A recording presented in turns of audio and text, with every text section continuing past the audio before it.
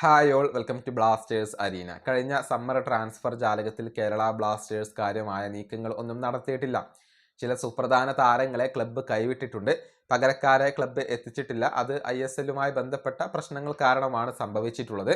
ഇനിയിപ്പോൾ സൂപ്പർ കപ്പിന് മുന്നേ കേരള ബ്ലാസ്റ്റേഴ്സ് പുതിയ താരങ്ങളെ കൊണ്ടുവരുമോ എന്നുള്ളതാണ് ആരാധകർക്ക് അറിയേണ്ട കാര്യം. പ്രത്യേകിച്ച് വിദേശ താരങ്ങളെ കേരള ബ്ലാസ്റ്റേഴ്സിന് ആവശ്യമുണ്ട്. മാർക്കസ് മെർഗുലാവോയോട് ഇതേക്കുറിച്ച് ചോദിച്ചിരുന്നു.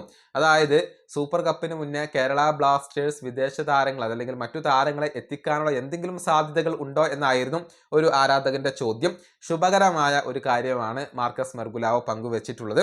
അതായത് കേരള ബ്ലാസ്റ്റേഴ്സിനകത്ത് ചില കാര്യങ്ങളൊക്കെ ഇപ്പോൾ സംഭവിച്ചു തുടങ്ങിയിട്ടുണ്ട്.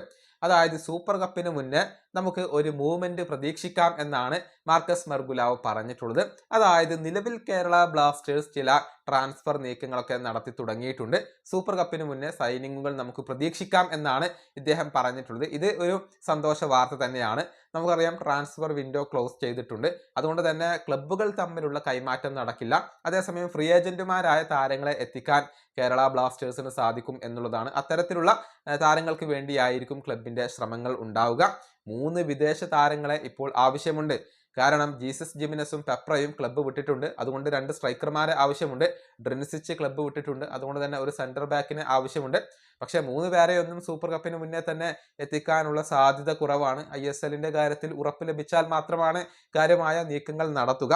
എന്നിരുന്നാൽ പോലും സൂപ്പർ കപ്പിന് മുന്നേ നമുക്ക് ട്രാൻസ്ഫറുകൾ പ്രതീക്ഷിക്കാം എന്നാണ് മാർക്കസ് മെർഗുലാവോ ഇപ്പോൾ പറഞ്ഞിട്ടുള്ളത്.